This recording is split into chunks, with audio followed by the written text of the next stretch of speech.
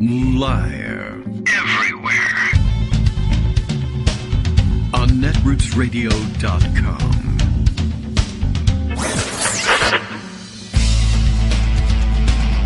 David Waldman. Kagro. In the morning. Now, here's David Waldman. All right, that's what the man said. Hey, good morning, everybody. It is Friday, and that's all you really need to know. Friday, July 8th, 2022, because that's not really all you need to know. Starting the show with a lie. Just shameful. Okay, well, at any rate, ready to go? Doesn't feel like it, does it? Okay, well, let's see. Yes, and, where was that little message from? Okay, let's see about opening a new window to try to get the tweet deck up. Oh, no, that didn't work. Okay, well, we'll make everything work at some point. We'll get things fixed and upright. I'm still struggling to come up with a way to adequately monitor a tweet deck, the new web-based tweet deck substitute, without having an independent app. And I can, of course, open a different window and separate the tab and put it over there, but it's still a big pile of garbage on the desktop to have to filter through. And while it's one thing to try to I can switch it so that I don't have to search for the tab in my giant array of open tabs on my browser, but instead then I just have to look for the window, which is subsumed by the window with all the tabs in my browser. And so there's still the fumbling around and trying to find a way to have it up on screen. So, that's kind of putting a damper on things. And I guess it's time to see if I can get the old laptop repaired so that I can monitor Twitter on that screen and use the main laptop for everything else. And what else is there to monitor on there? Well, the many things that we've put in Pocket and highlighted on Twitter for you. And let's see if we can't bring them out. All right, I'm still organizing here. Hang on. The big news of the day from yesterday. Now, I guess we can discuss it in terms of the finality of it. The assassination of the former Japanese prime minister, who I believe we once determined we should be calling Abe Shinzo, not Shinzo Abe, but if I hope I have it right. I wish I was able to iron that out entirely before announcing the man's death. I mean, I'd like to get the name right the way that the Japanese like to say it, but I recall reading an article online at one point on the show that the Japanese, the foreign ministry, was undertaking an initiative to get Western press to refer to the Japanese, well, all Japanese, I suppose, but in particular the Japanese cabinet ministers with whom we dealt and about whom Western news sources often reported, to follow the Asian, Pan-Asian tradition, or at least Japanese, Chinese, and Korean tradition of using the family name, the surname first, and then the person's given name second, and that we had been referring to him as Shinzo Abe the whole time, when in fact we should have been doing Abe Shinzo. And I guess the effort never really caught on.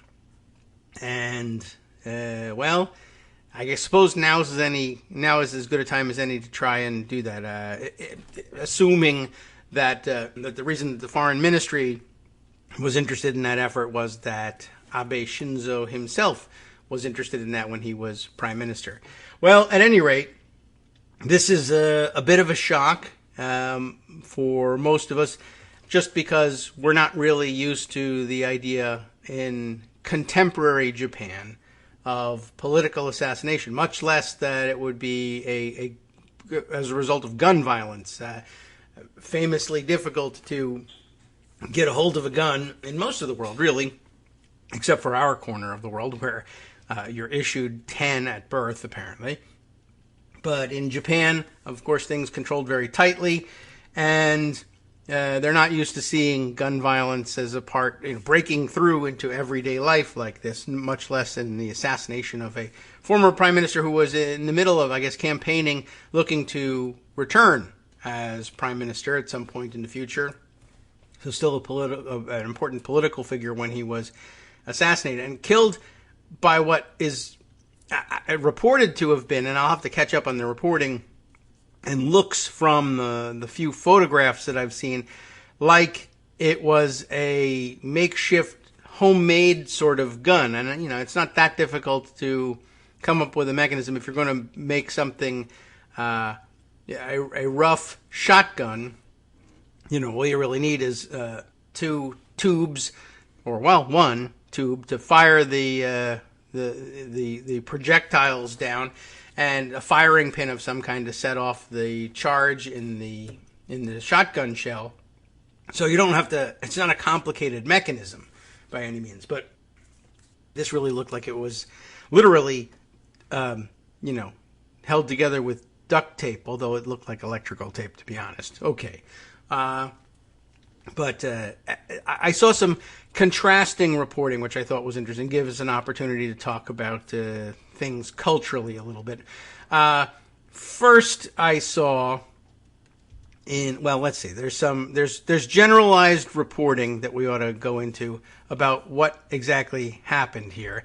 As of last night, I had parked in Pocket this piece from NBC News, which has been since updated to now tell you the story. Last night it was that he had been gravely injured. And by the way the news kind of came out and was reported, at least here in the English language press in the United States, was very odd and awkward. But we're odd and awkward about all shootings, generally speaking, so we treated this one no differently. But there was a real lack of information about what was going on because it was touch and go for a while, and then it ended up being go with respect to his life, and he was killed by this thing. But the initial reporting was that he had collapsed at a campaign rally, and people were concerned for his health, and that then it was that he had collapsed at a campaign rally and had suffered a cardiac arrest. And then, of course, it comes out that, he suffered a cardiac arrest because there was shotgun pellets embedded in his heart, because someone had shot him. And I guess there was a lot of confusion about what was going on, and I'm sure that the minds of the folks there, not attuned to political assassination in the contemporary context, just didn't put two and two together.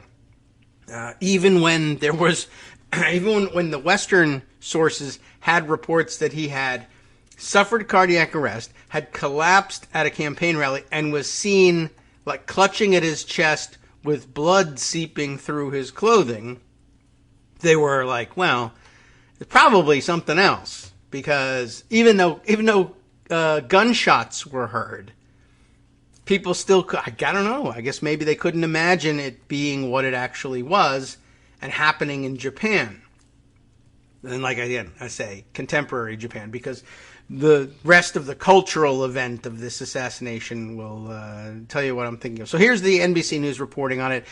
Former Japanese leader Shinzo Abe, and they could have done him a favor there. Abe Shinzo dies after being shot at a campaign event. Abe, 67, was Japan's longest-serving prime minister. I don't think I was aware of that. He was shot while giving a speech in the western city of Nara ahead of an election for the upper house of parliament. Here's the story as it rolls out here. Former Japanese leader Shinzo Abe died on Friday after being shot at a campaign event in an attack that shocked a country where gun violence is virtually non-existent. Abe, 67, was a towering political presence even after he stepped down as Japan's longest-serving prime minister, and he was campaigning ahead of elections scheduled for Sunday. He had just begun a speech in the western city of Nara near Kyoto when gunfire was heard around 11:30 a.m. local time, 10:30 p.m. Eastern time here last night. Officials said that one person had been apprehended in relation to the shooting. That would be tackled outright. on the spot, so you can be pretty sure that person was involved in the shooting. They had the gun in their hands. Abe was rushed to Nara Medical University Hospital after suffering cardio and pulmonary arrest. The hospital announced his death shortly after 5 a.m. Eastern Time. Dr. Got to do some Japanese here. Hidetada Fukushima. How about that? Is that close? A professor of emergency medicine at the hospital said Abe had 2 gunshot wounds and no vital signs when he arrived less than an hour after the shooting. Life-saving measures, including blood transfusions, were unsuccessful, and Abe was pronounced dead at 4:03 a.m. Eastern Time. So, again, interesting way of summarizing the happenings. I don't know that we would have that much difficulty just saying he was assassinated. He was shot to death. The idea that he had cardiopulmonary arrest when he'd been shot. That's the end result of it, but I don't know. It seemed kind of odd. Video footage of Abe's speech showed a puff of white smoke appear behind the former leader, along with 2 loud cannon-like blasts. Security officers were seen tackling a man to the ground, with video and photos showing what appeared to be an improvised weapon lying on the ground. I mean, are we really that confused by the improvised weapon? It just seems like the guy was assassinated, he was shot, the end. I mean, in terms of explaining the story. But I don't know. They need content, I guess. Addressing reporters later, the current Prime Minister, Fumio Kishida, who I don't know how to... I'm not skilled enough in Japanese to know whether they're doing this one right or they're following the wrong protocol, and maybe we should be calling him Kishida Fumio. It's hard for me to tell. I don't think I could tell you the difference. I don't speak any Japanese between an obvious surname and a given name, but maybe I'll get better at that at some point. But addressing reporters later, the Prime Minister said Abe had been killed in a despicable and barbaric manner. I had been praying that he would somehow survive this, but our prayers were in vain. And to be receiving this news, I just have no words, only that I would like to offer my deepest condolences, Kishida said, his eyes red and teary. So there you have him. I'm sure they're not referring to him by his first name. So yes, we should be calling him Kishida Fumio. Sorry about that. Anyway, Kishida said campaigning in the election for the upper house of parliament would continue. On Saturday, Abe, who stepped down in 2020, was campaigning for other members of the governing conservative Liberal Democratic Party, but was not a candidate himself. Okay. So I had been wrong about that. I believe that free and fair elections, which are the foundation of democracy, must absolutely be upheld, Kishida said. That's an interesting decision to make, too, to go ahead with the elections. Well, there's plenty more to this story, which is generally about a profile of Abe and his dealings with our presidents, etc.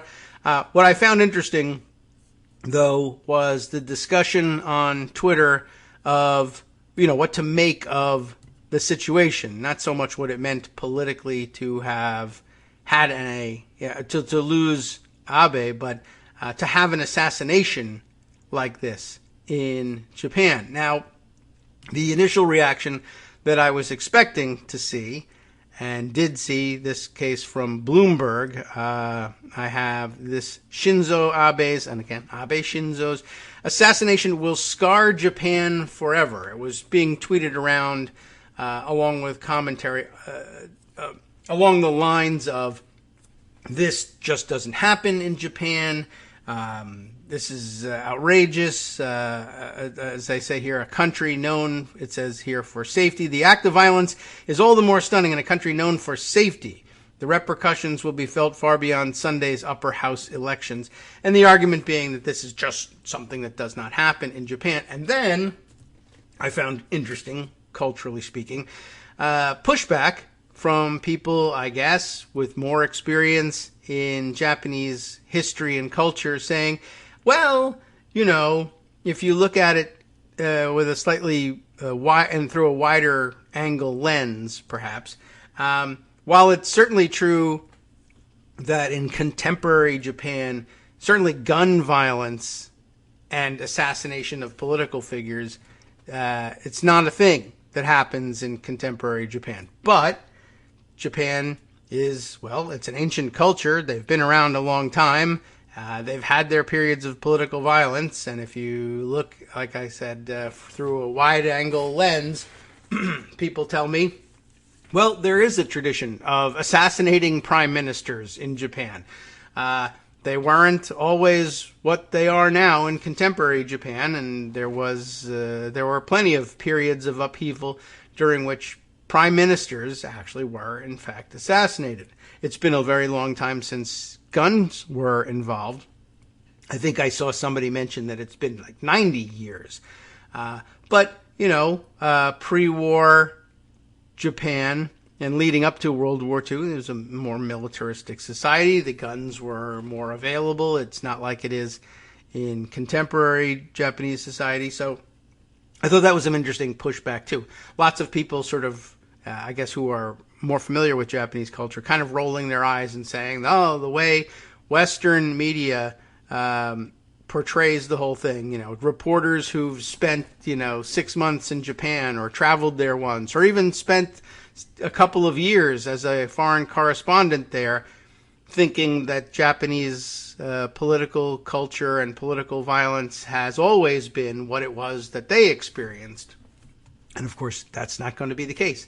And a number of people tweeted around, remember that so-and-so. I mean, apparently there have been other political figures assassinated, like in the modern era, on live TV. It wasn't a gun that did it. So, you don't want to forget that and put that entirely aside. But here's the Bloomberg approach on it, just to sort of outline what you might be seeing or experiencing out there before we turn to the other view. Again, Shinzo Abe's assassination will scar Japan forever. An opinion piece by Gerard Reedy. It's spelled like Gearoid, which I imagine is probably maybe a Gaelic of some kind, maybe for Gerard or Gerald. Okay, Reedy, R-E-I-D-Y. Again, the subheader reading, this act of violence is all the more stunning in a country known for safety. The repercussions will be felt far beyond Sunday's upper house election. So it looks like Scott has a contribution on this front, too. Thank you for doing the behind-the-scenes research and production work. Yes, this is the one that I had seen circulated. This is the assassination of, Inejiro Asanuma. And I have no idea whether that name is like correctly expressed with the surnames or not, but it's certainly modern day, and this was the one I was thinking of. There was someone was assassinated live and on television, and assassinated with a sword, which, I guess the samurai type sword that we think of, if we know like literally nothing about Japanese culture, but then think about, oh yes, those Japanese swords and daggers that they have, very interesting looking, stylish pieces. And some people like to collect and that have all sorts of interesting history and intrinsic value. And I guess that's what was used. This was in 1960. So not all that long ago, certainly modern era, but not what I would say contemporary Japan, but still during a televised debate. Here is the Wikipedia entry that Scott sent me. Before I get to the story about how this doesn't happen, I'll give you the story about how this did happen. October 12th, 1960, Inejiro Asanuma, and here it is printed in Japanese, and then a note that says, it would be, if you're reading it in Japanese, you would say Asanuma in Inejiro. So backwards from the way we've expressed it in English. Chairman of the Japanese Socialist Party, or the Japan Socialist Party anyway, was assassinated at Hibiya Public Hall in Tokyo. I hope I'm pronouncing things even close to correctly. During a televised debate, a 17-year-old right-wing ultranationalist, anybody for parallels in that? And maybe there's a good reason to read this story after all. Assassinated by a 17-year-old right-wing ultranationalist named Otoya Yamaguchi, who I'm sure would tell you, no, I'm Yamaguchi Otoya, but he's a murderer, so I don't know how much deference we want to give him. I wonder what happened to that guy. But we can look him up. There's a link. Charged onto the stage and fatally stabbed Asanuma with a, wakizashi. So those of you like actually steeped in Japanese culture, who may be Japanese or just admirers of the Japanese culture, who might know what that is. It is a type of traditional short sword. So, I mean, it's not that short if you're getting stabbed with it. It's pretty big looking.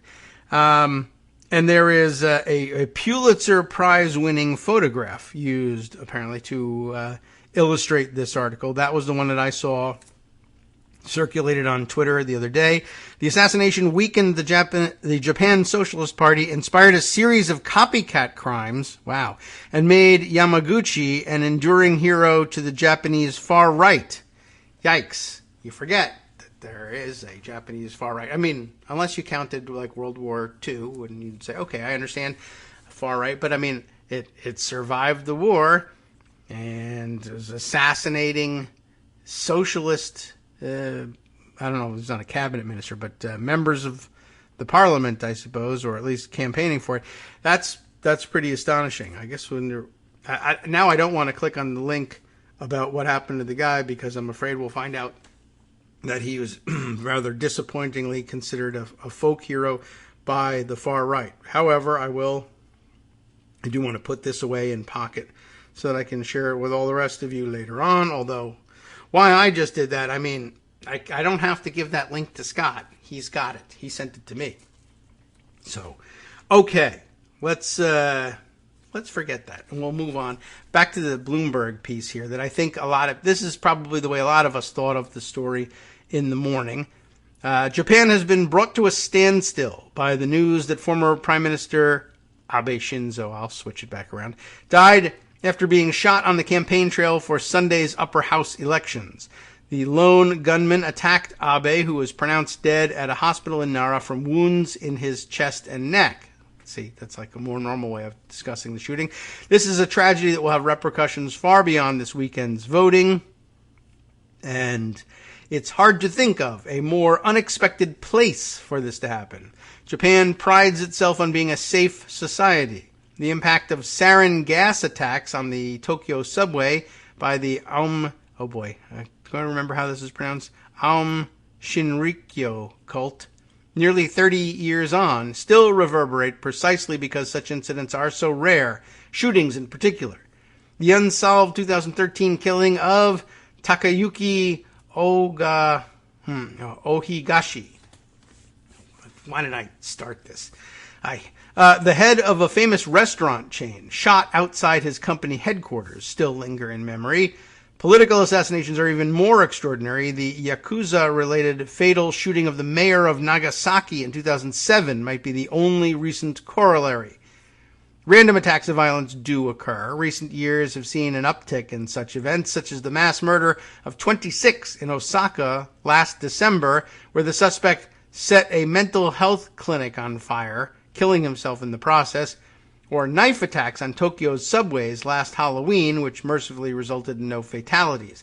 While some guns are available in Japan for the likes of hunters, any purchases require stringent checks. Photos apparently from the scene show an unusual, almost handmade-looking firearm. Last year, a man killed himself in Ibaraki with a gun believed to have been made with a 3D printer. You've got to figure they're into that, too. The technology certainly exists, but because of Japan's safety record, security at political rallies is weak. It's not at all unusual to see a former prime minister or other bigwig campaigning at a street corner or in front of a train station without a visible police or security detail, though they were there. They did tackle this guy. The assassination of Abe will have a resounding effect on the country. While outsiders might think of him as a former politician, he maintained immense influence at home. He led the largest faction of the Liberal Democratic Party and at just 67 was still in his prime. Many speculated he could have taken another run at the premiership. Even if he didn't, Abe was certainly in place to help decide the next prime minister. At the time of writing, we know little of the suspect and nothing of his motivations. Abe has attracted violent protest in the past, including a 2014 self-immolation against security legislation that he spearheaded. But this kind of attack on a national figure of his stature is utterly without precedent in the country's modern history. One thing seems certain: July 8th is a day that will scar Japan forever. And I'm certain that they'll feel it very deeply. But yes, some question exactly where to fit this in the overall arc of Japanese history and their history with political assassination. Here, some of the eye rolling, as I pointed out here, a tweet from Dr. Thomas Baudinet. I hope I've pronounced that correctly. It's not a Japanese name, but, well, you never know. The amount of tweets, he says, coming out from journalists who were in Japan for a few years, trying to make sense of this, who completely lack any knowledge of the long post-war history of Japanese political violence. Post-war history of Japanese political violence is proof, once again, of why we need Japan history specialists on Twitter, which I guess is what he is. So there you go. And, well, okay, I'm glad to have had the knowledge dropped on this anyway.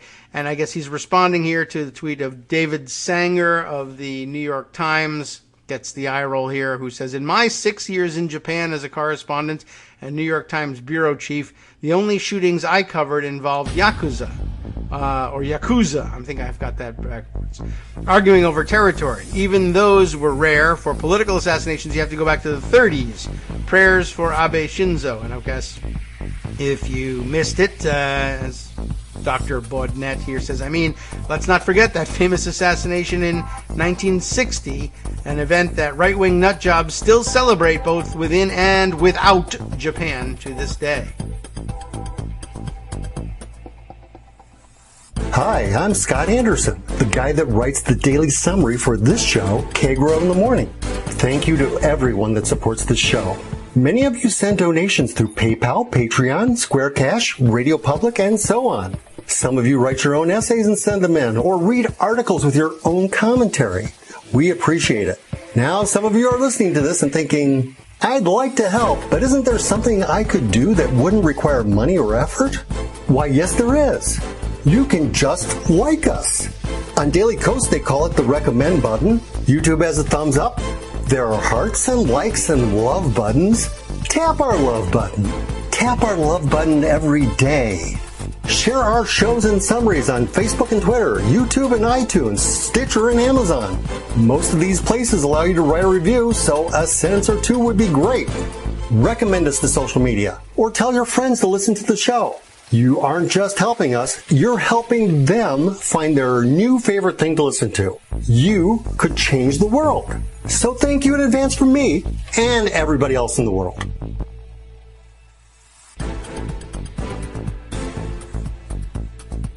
All right, welcome back now to Kagro in the Morning Show here on Netroots Radio. All right, I think that certainly rounds up what I had seen over the past couple of hours about what was going on. Some objections to this idea that Japan is, or that the idea that political assassination is alien entirely to Japan. I guess, yeah, if you might be able to get away with it by saying contemporary versus modern Japan. Modern Japan would include, I suppose, certainly the post-war era, but contemporary Japan and the use of guns. But if you really have to have that many qualifiers, then what it's saying is, political candidates and political figures have been assassinated in recent memory in Japan, but you're trying to find some way of parsing it out. I don't know. I think that Dr. Baudinet's tweet must have entered my timeline via NYC Southpaw here, because there's a comment down here below. Surely for political assassinations, even political assassinations using firearms, you don't have to go back to the 30s. Ready for another one? Icho Ito was shot and killed in 2007. Is that the mayor of Nagasaki that was mentioned? Maybe. I don't know. I'm not up on my mayors of Nagasaki. But others chiming in, yes, good point. Hadn't seen that in what I've read so far. So those with some experience living in Japan, I guess, chiming in on both sides of this one. And it's quite interesting to see, as a cultural learning opportunity, I guess, in terms of silver linings for us, if you even want to try and call it that. I don't know. That's a pretty weak expression. I don't think I like that one, quite honestly. For English, you need to come up with something better, because it just makes it sound like you're celebrating an event like that if you're calling it a silver lining. Okay, there's more other different things to turn to here. What have I put aside? Is this the same one?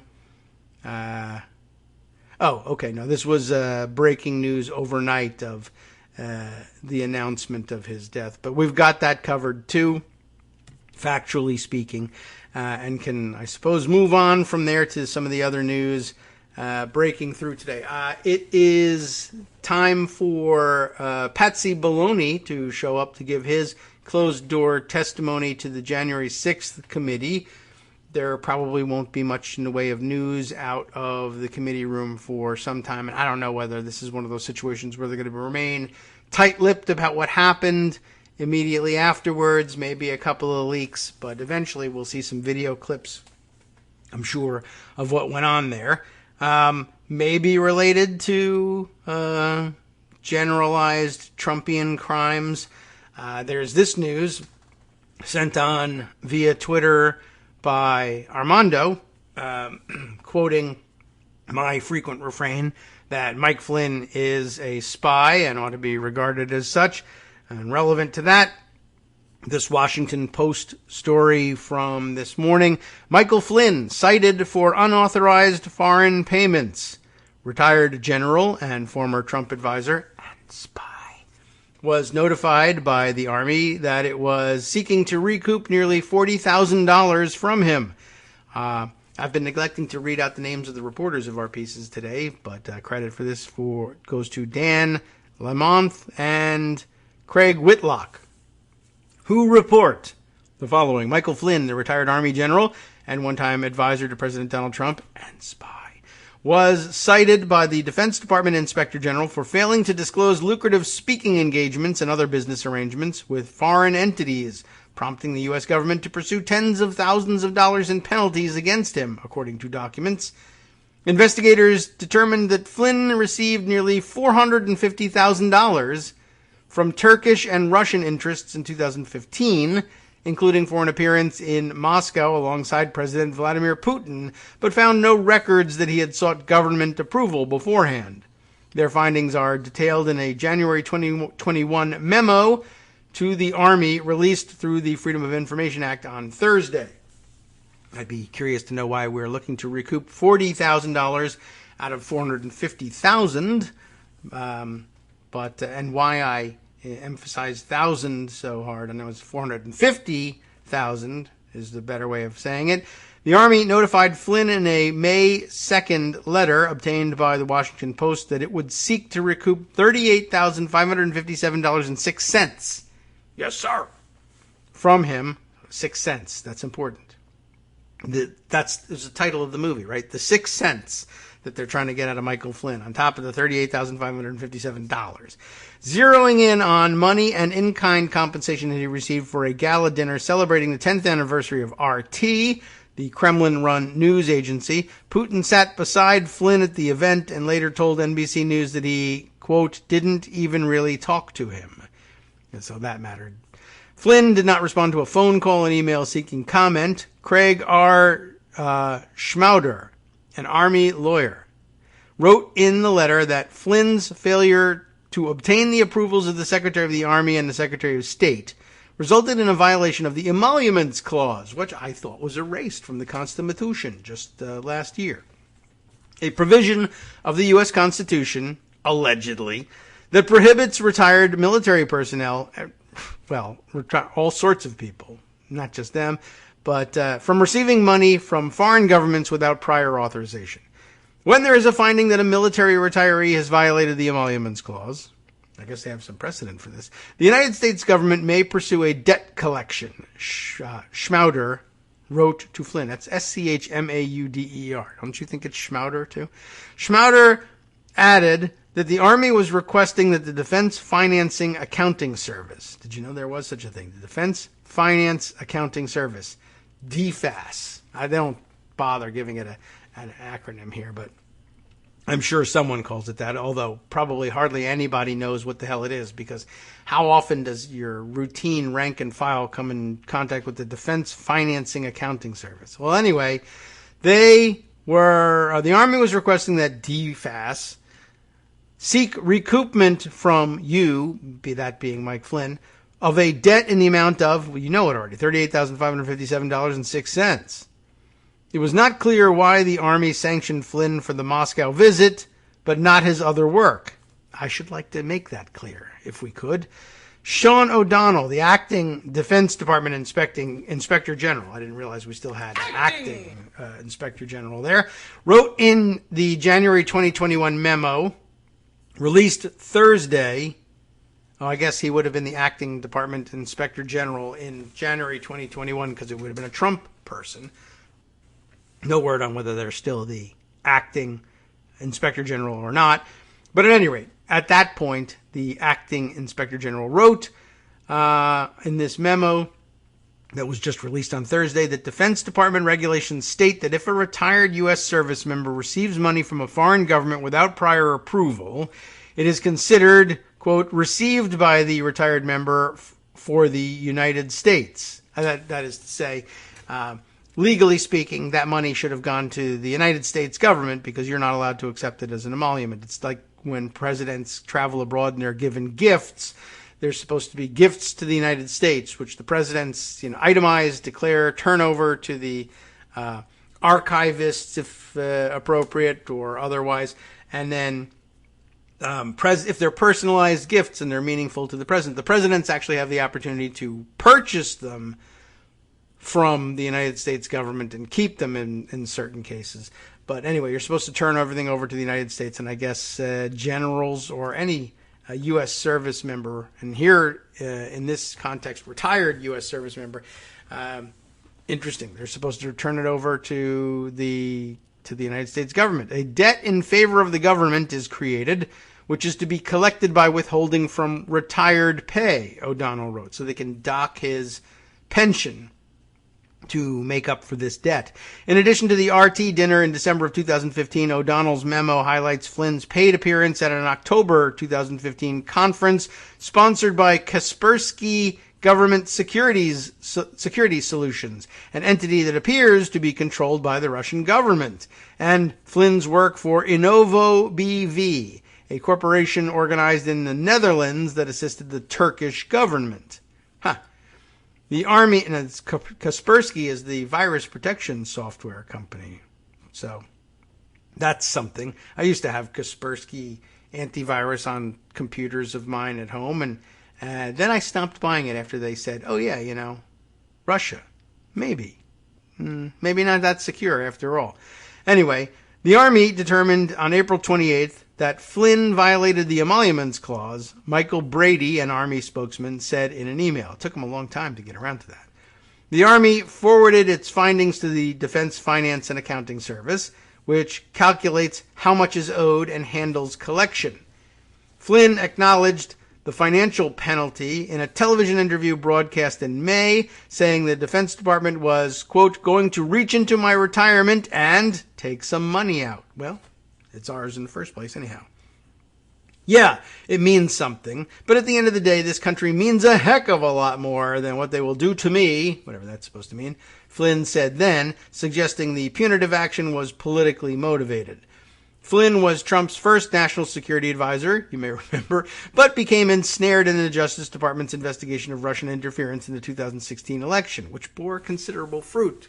He's actually been adjudicated guilty of violating the emoluments clause in his relationship with the Russians. That would be important to know when you're naming a national security advisor. He abruptly left the White House just weeks into the administration, later pleaded guilty. He was fired, right? He left the Pentagon Defense Intelligence Agency too, but he was fired from that as well for being a spy. But, I have to say, it's allegedly so. for being a spy. I'm whispering that. It's a whisper campaign. He abruptly left the White House just weeks into the administration, later pleaded guilty to lying to the FBI about his contacts with Russia's ambassador to the United States, then attempted to reverse course before Trump eventually pardoned him in November of 2020. After Trump's defeat, Flynn suggested to Trump that he declare martial law and force a rerun of the contest in states that went for President Biden. The Defense Department Inspector General's investigation was opened in April of 2017, but what do you know? It languished for years while Flynn was the subject of a criminal investigation. O'Donnell, the acting Inspector General, wrote in his memo that his investigation had been held in abeyance since June of 2017. I wonder how that happened. Pending the resolution of criminal allegations against Lieutenant General Flynn. Oh, in fact, it says LTG Flynn, and then they helpfully note for us, and it's always helpful, that it says right in the story, LTG stands for Lieutenant General. Flynn's rank when he retired from the Army was kicked out in 2014. After Trump pardoned Flynn, the Justice Department informed O'Donnell's office that their interest in this matter is moot, and that the Inspector General's office may proceed in a manner we deem appropriate, the memo said. So I guess that was the manner deemed appropriate. Why only 10% or less of the money that he was paid by foreign governments? Still a mystery, and I guess it will remain a mystery. However, we do have record statements that say, well, it's a mystery to us too. So now we know that they don't know that, and neither do we. That's not so great. Okay, let's see. Other things that we can add to the very weird mix of Friday stories, and there are several. How about this one? Let's see. I'll start to set this one up because this has an audio component to it.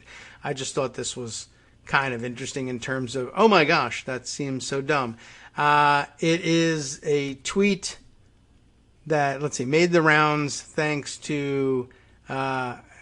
regular guy Scott something, but he tweets under the fun name of Scott-tacular, right? Spectacular, Scott-tacular.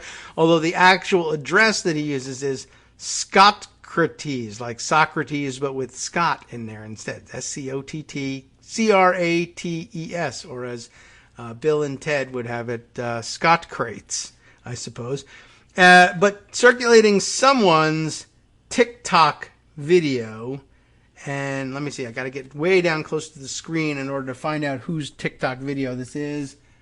On TikTok, you'll find them at Be the Change 258.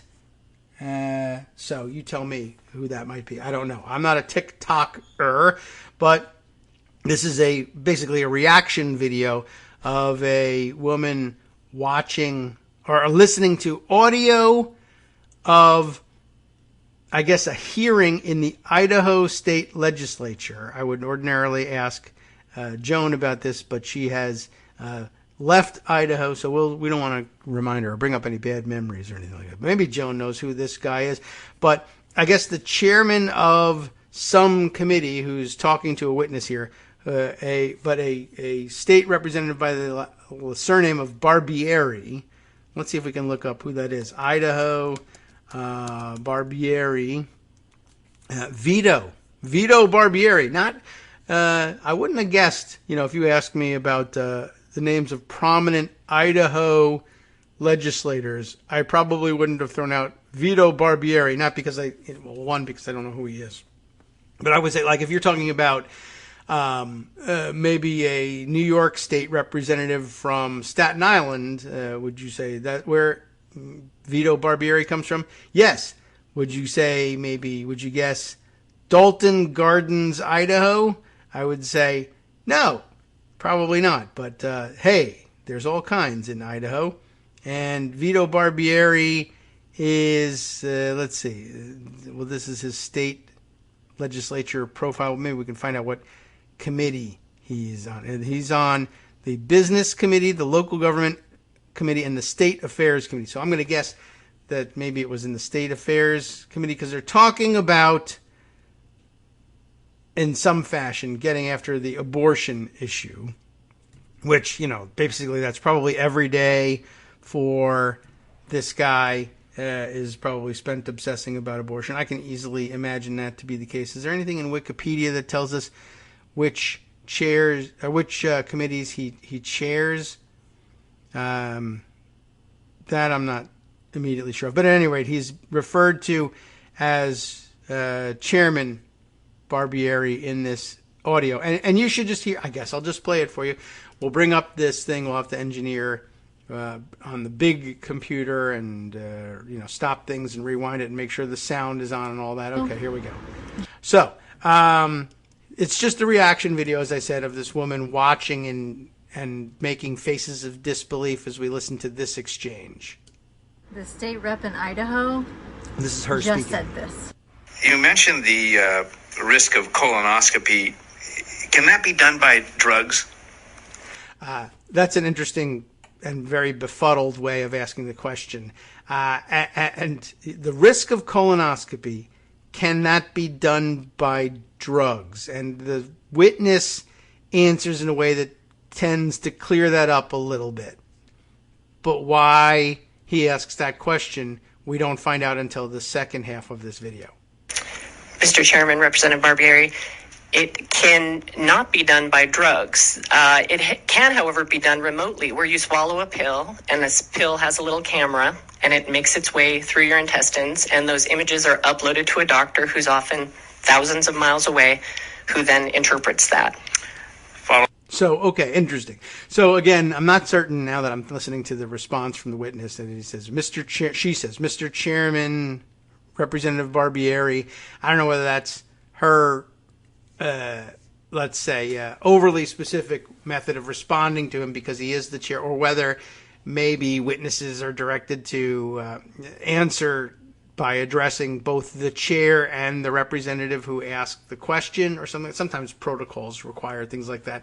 Or she just didn't know, like, which title to call him by. I'm not sure which. That doesn't really matter as much as anything else, but that's interesting. So I don't think I was aware of the technology, but apparently you can swallow a little camera in a pill and get a remote colonoscopy done that way. Very interesting. Good to know. Where are you going with this? We'll see in just a second. But also just interesting that he's so befuddled by this. Like, that's not really, when you say, okay, I heard colonoscopies can be dangerous. And I guess all medical procedures have some inherent possibility of danger. And I guess you get warnings about that. But anyway, and I guess this is supposed to be less dangerous, this remote thing, swallowing a camera pill.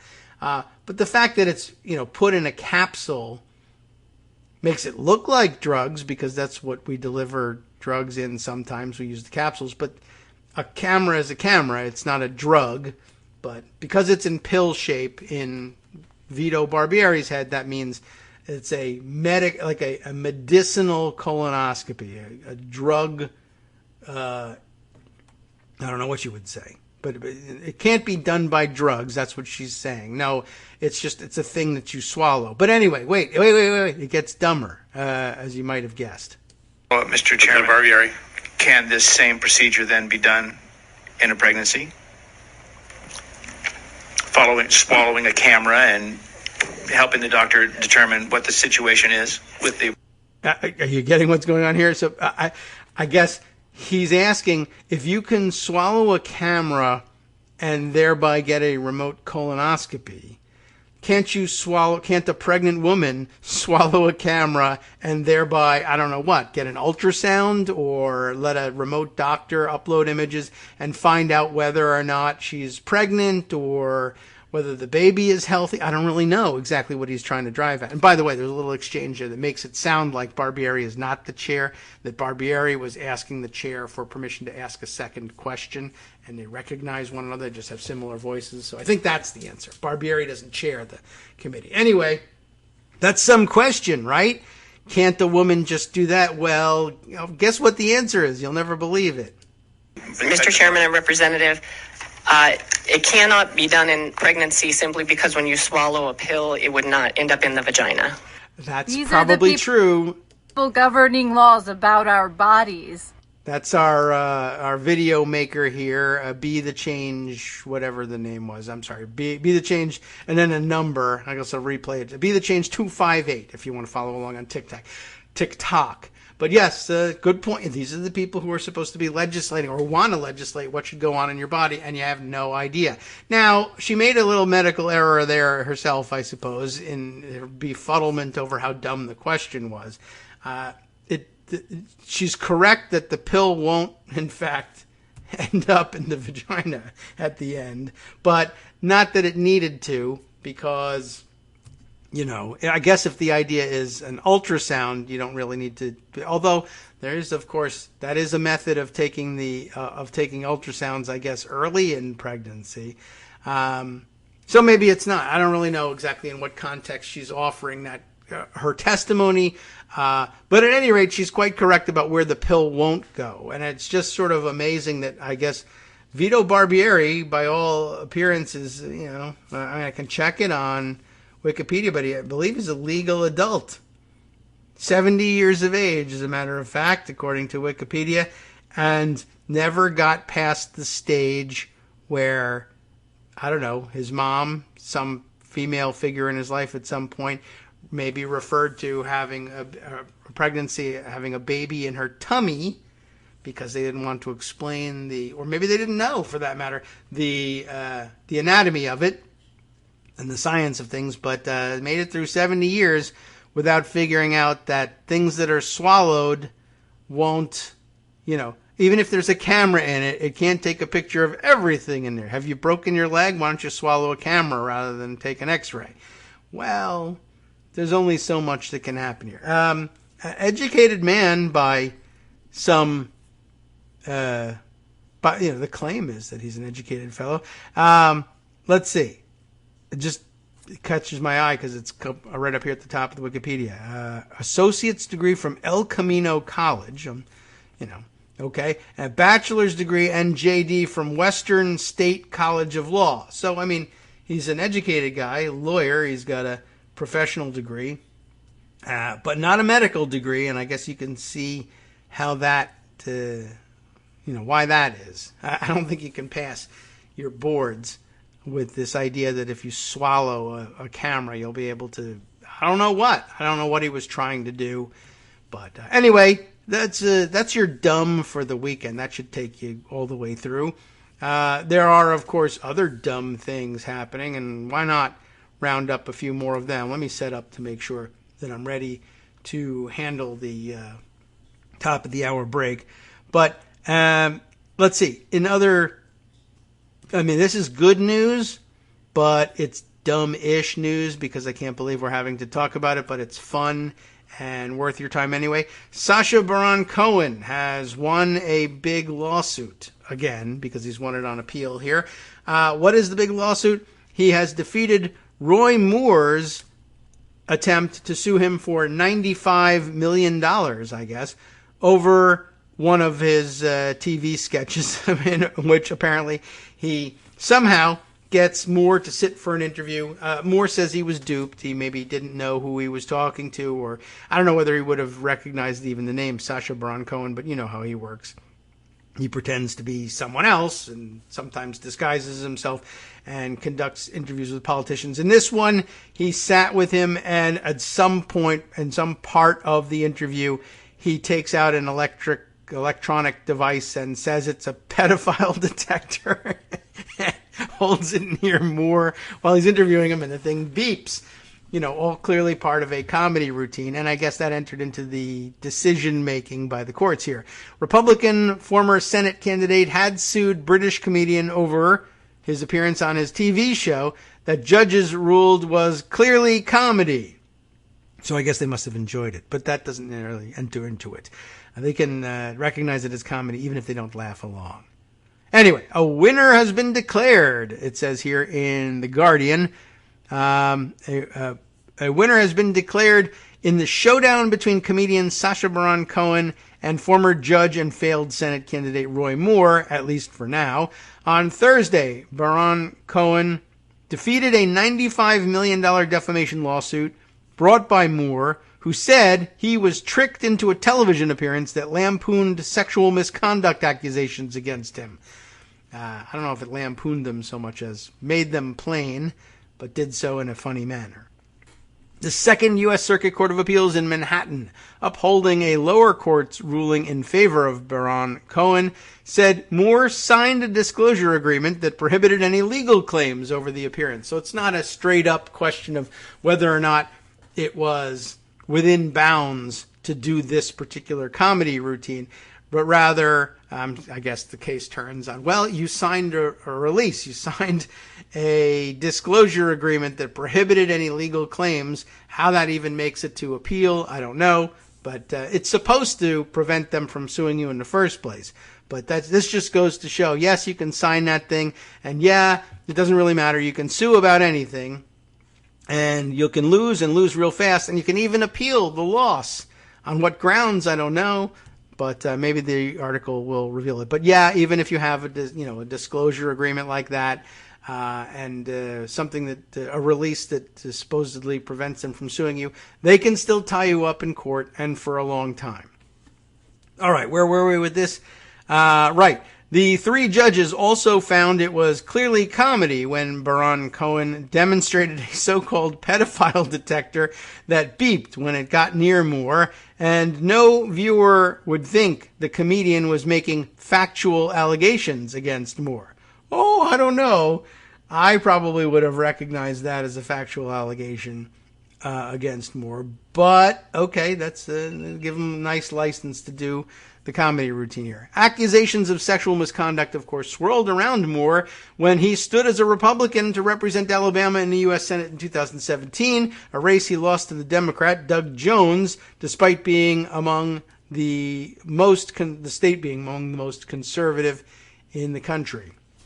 The lawsuit centered on Moore's appearance on Who is America?, a show created by the comedian. Moore, a Republican known for his hardline stances opposing same-sex marriage and supporting the public display of the Ten Commandments, had been told he was receiving an award for supporting Israel. That might actually work. But in the segment, Baron Cohen appeared as a faux counterterrorism instructor, Colonel Eran Morad, discussing bogus military technology, including the supposed pedophile detector. The fake device, beeped repeatedly as it got near Moore, gee, I wonder why, who sat stone-faced.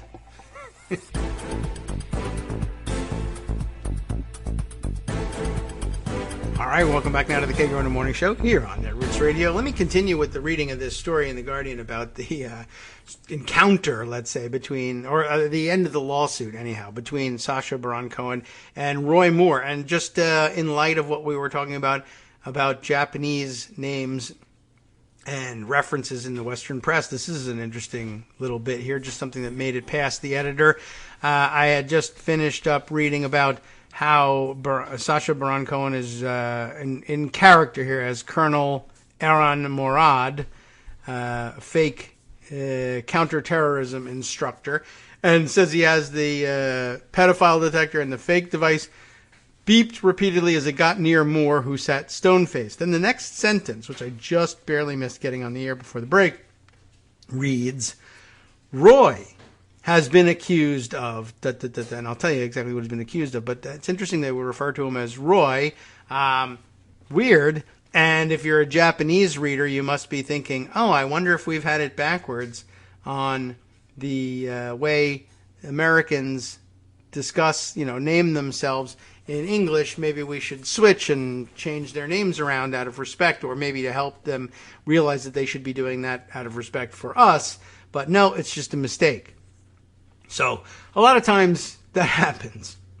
It's very odd where someone misstates something and then it gets reported in a newspaper, and then everybody says that's the way it is because I saw it reported in a newspaper, and they have fact checkers over there, so that must be the true way it is. But no, it was just misunderstood from the beginning.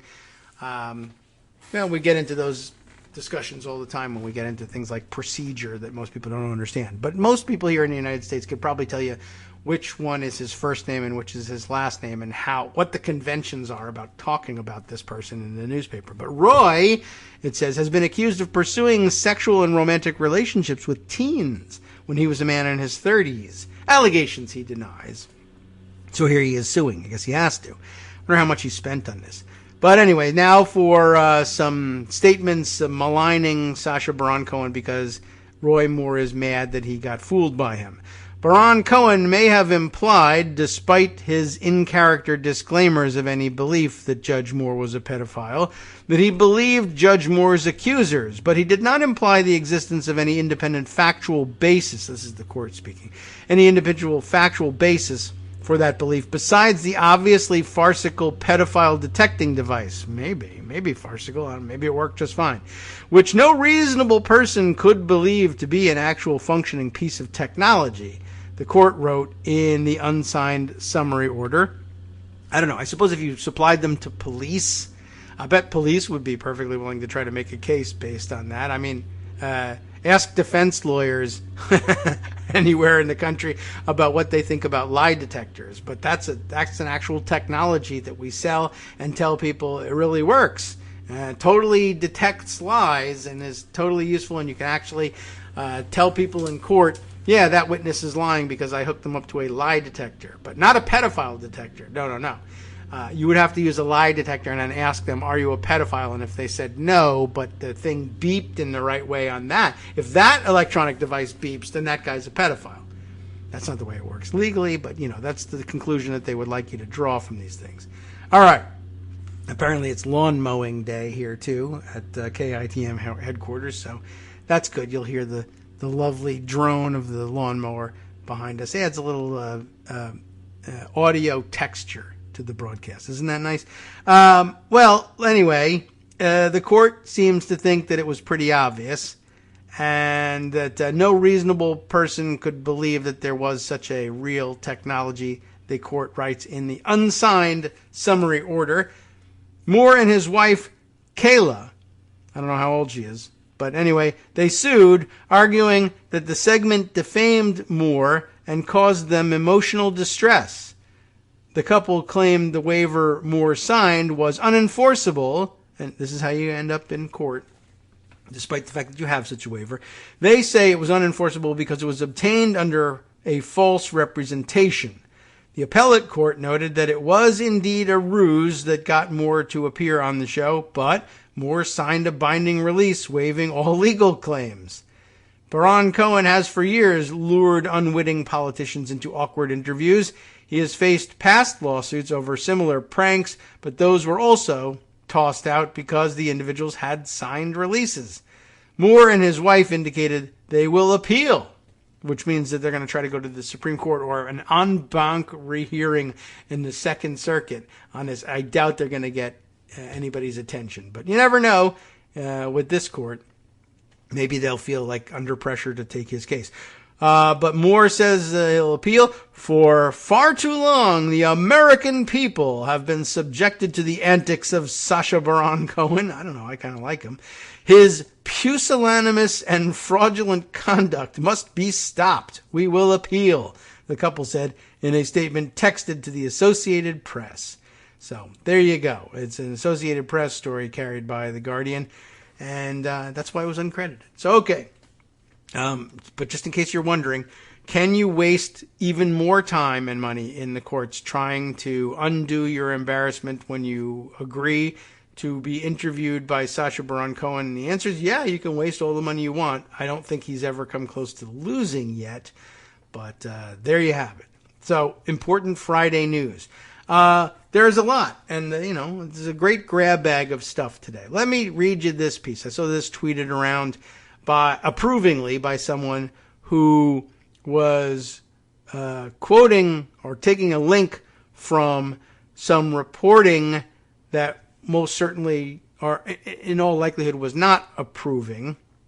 But that is to say, it was reported in concealednation.org, the concealed carry advocacy group, pointing out this, I'm sure they say bad news, but the person who was tweeting around said, no, it's actually quite good news. And the news is this: UPS, the package delivery folks, UPS stops doing business with ghost gun retailers. And then it says threatens to destroy shipments as well. This credited only to the CN, Concealed nation staff. UPS, United Parcel Service, is terminating the accounts of gun dealers across the country. Any packages currently in the UPS system may be seized and destroyed, it says. I don't know based on what claim that is made, but there it is. In a letter sent to one Florida gun dealer, Ghost Firearms, I guess I should point out, the Ghost Guns thing is, I think this is when manufacturers ship gun parts, like only parts, but not an assembled gun, that have no serial numbers or any other traceable identifiers, which apparently is legal under a loophole. Like, if you're selling the gun, it's got to have an identity number. I forget, a serial number of some kind engraved on the gun. And although people try and remove them with files, that's an issue that, of liability for the person who tries to do that, not for the manufacturer. But this loophole allows you to sell gun parts, it's not required of each of the component parts of a gun that it also carry the serial number.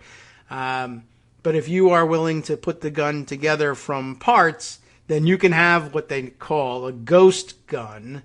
That is a functioning firearm that has no serial number on it, and that there's apparently no legal requirement that you have the serial number. What that's supposed to do for you, I have really no idea. This is really just an outgrowth of the weird paranoia of the gun rights extremist community, who believe dumb things like, well, if you force me to have if the law requires that I have the number on the firearm, that's a restriction. Like it says, that the right to bear arms shall not be infringed. But forcing me to write a number on this gun is infringing on my gun rights. And extremist judges, I guess, somewhere have agreed at some point that, oh my gosh, yes, it's not right. You can't force them to have it on at least not on every gun part. It might actually have been a decision. More likely, it was a decision that it was just a concession to practicality. That gun manufacturers would find it oppressive and costly to engrave the number on every single piece and then make sure that a certain piece went with another. You'd be assembling a gun ahead of time, and if you accidentally got the wrong piece on the wrong gun, the whole thing could be screwed up, and what's the point of putting it on certain components, et cetera, et cetera. Anyway, so now they have this whole thing where you can get a ghost gun. And again, what good does it do you? If you are, in fact, a law-abiding citizen, which is always the claim behind this stuff, then it really doesn't matter whether your gun has a serial number or not, because, at least in theory, one, you won't just be running around committing crimes with your gun, even though, as it turns out, in reality, you probably will. But we will be hesitant to call them crimes. You'll be doing them. We just won't call you on it. But also, even if you're involved in a shooting and you're a law-abiding citizen, presumably you don't ditch the gun and try to disclaim ownership of it or pretend you never had a gun in the first place or whatever. We don't have to do much tracing. We're interested in the serial numbers when we're talking about people who are involved in crime and trying to ditch the gun. And, if you can trace the provenance of it and make a connection to the suspect that there's reason to believe that they would have been in possession of that gun by that serial number because of the records at the dealership, whatever. You understand how these things are used investigatively. But otherwise, it makes no substantive difference whether there's a number on the gun or not, which the gun rights advocates use to say, so why require it? So here we are stuck with this stupid loophole, and people are paying hundreds of dollars, probably extra, to ship them all of these parts so that they can go through the trouble of putting together an AR-15 by themselves that has no number on it and said, ha, we're pulling one over on the government. But as long as you're sitting there not using it to murder people, what do I care? It's only a problem later on. And you don't want, I guess, terrorists to be able to do it, even though eventually you'll just get them on the credit card receipts anyway instead, because they have to order these things over the internet. So anyway, this genius here in Florida names his company Ghost Firearms. because I guess he's in the business of doing it, and he wants the attention. And of course, when people go online and they say, how can I make one of these ghost guns? And you Google up ghost guns, Ghost Firearms is likely to come up first in the search, and you'll just go and click on that and buy your stuff from them. But the flip side of calling yourself Ghost Firearms is you're going to get served with one of these notices. So here we are.